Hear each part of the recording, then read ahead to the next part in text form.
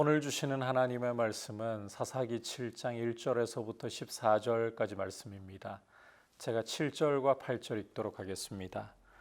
여호와께서 기드온에게 이르시되 내가 이 물을 핥아 먹은 300명으로 너희를 구원하며 미디안을 내 손에 넘겨주리니 남은 백성은 각각 자기의 처소로 돌아갈 것이니라 하시니 이에 백성이 양식과 나팔을 손에 든지라. 기드온이 이스라엘 모든 백성을 각각 그의 장막으로 돌려보내고 그 300명은 머물게 아니라 미디안 진영은 그 아래 골짜기 가운데 있었더라. 아멘.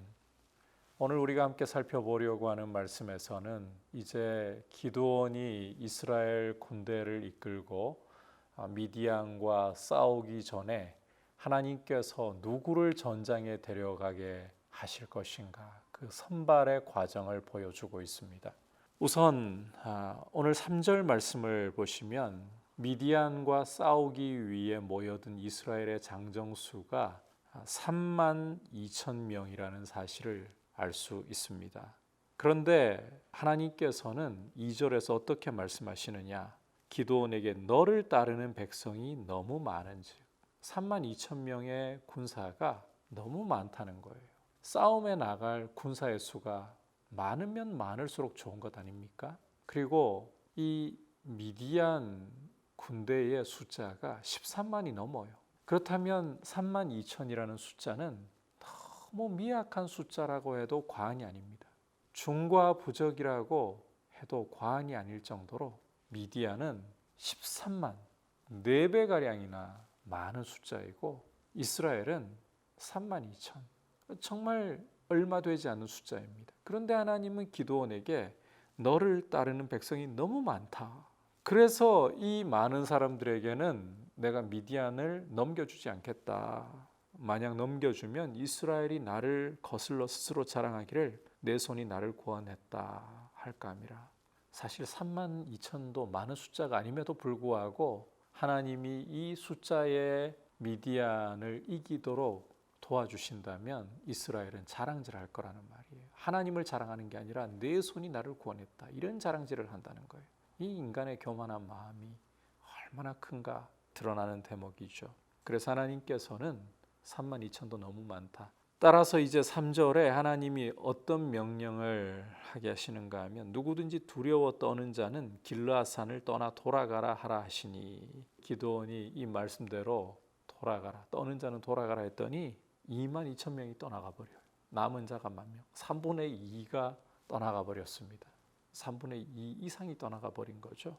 사실 기드온으로서는 충격이었을 거예요. 3분의 2가 넘는 숫자가 떠나가 버릴 때 10,000명만 남았을 때 아유, 순종하긴 했지만 이게 뭐야 하는 마음이 들지 않았겠습니까? 좌절감이 밀려오고 두려움이 밀려오지 않았을까요? 그런데 그 다음 이어지는 하나님의 말씀은 더 충격적입니다.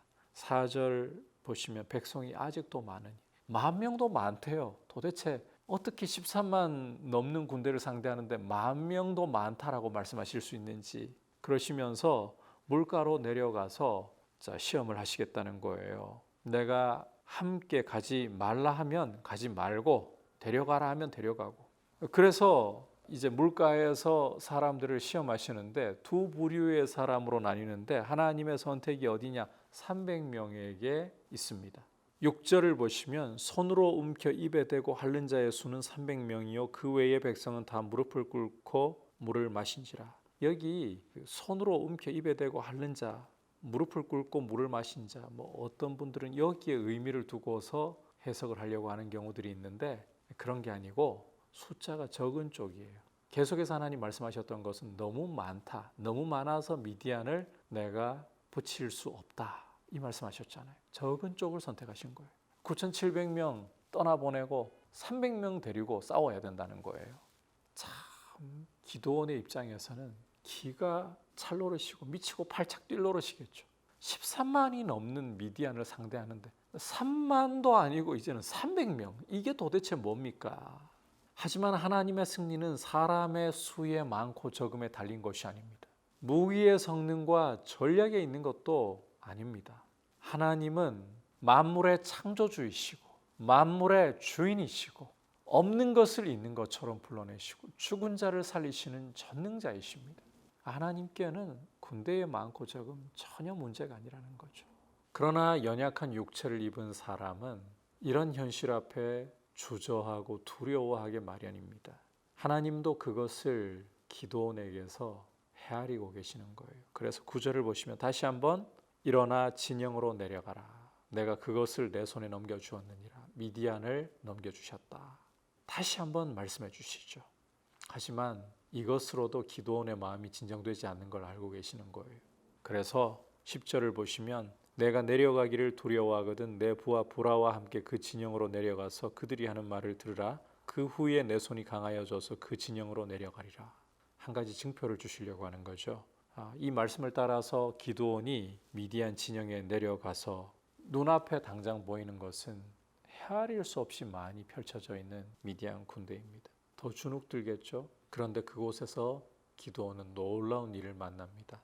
적군 두 사람이 이야기 나누는 것을 거기서 엿듣게 되는 거예요. 한 사람이 자기 꿈을 이야기하는데 보라 내가 한 꿈을 꾸었는데 꿈에 보리떡 한 덩어리가 미디안 진영으로 굴러 들어와 한 장막에 이르러 그것을 쳐서 무너뜨려 위쪽으로 엎으니 그 장막이 쓰러지더라. 꿈을 이렇게 이야기하는 거예요. 그러자 친구가 이는 다른 것이 아니라 이스라엘 사람 요아스의 아들 기드온의 칼이라. 하나님이 미디안과 그 모든 진영을 그의 손에 넘겨주셨느니라. 놀라운 이야기를 하는 겁니다. 지금 이게 이스라엘 사람의 입에서 나오는 것이 아니라 미디안 적군의 입에서 나오는 이야기예요.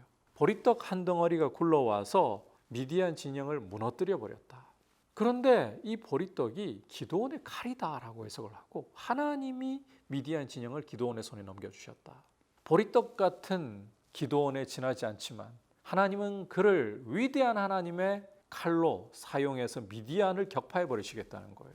이스라엘의 입에서 나오는 말이 아니라 미디안 군사의 입에서 나오는 이야기인 거예요. 이렇게 하나님은 연약한 기드온에게 확신을 주시는 것입니다.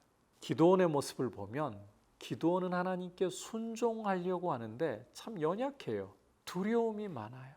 이게 기드온만 그런 게 아니라 우리도 그 입장이면 사실 그럴 것 같습니다만 순종하고자 하는데 연약하니까 하나님이 도와주시는 거예요. 불순종하려고 버티지 않습니다. 순종하려고 하는데 연약한 거예요. 이런 경우는 하나님이 오히려 그 연약한 믿음을 도와주시는 거예요.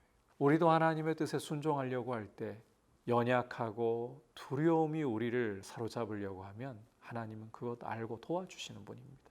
불순종하기 위해 버티고 하나님께 반대하지 않는다면 하나님은 우리의 연약한 마음을 알고 계시고 이해해 주시고 순종하려고 하는 그 중심을 보시고 도와주시는 분이에요. 우리에게 믿음의 증거를 주시기를 원하시는 분이에요. 그래서 하나님 앞에 두렵고 떨려도 순종하려고 할 때 하나님은 우리를 도와 하나님의 위대한 일을 이루시는 사실 보리떡 같은 기드온에 지나지 않지만 위대한 여호와의 칼로 사용하시는 이 은혜를 주시는 분입니다. 이런 하나님을 의지하면서 내가 보리떡 같은 인생이라 할지라도 나의 보리떡 같음을 주목하지 말고 위대한 여호와의 칼로 쓰실 수 있는 하나님 앞에 순종을 드리려고 하는 그래서 하나님의 역사를 보는 귀한 믿음의 사람들 될 수 있기를 축복합니다. 기도하겠습니다. 하나님 아버지 참 연약한 우리의 모습이라 할지라도 하나님은 우리의 연약함에 구애받지 않으시고 우리를 위대한 주님의 도구로 쓰실 수 있음을 신뢰하게 하여 주옵소서.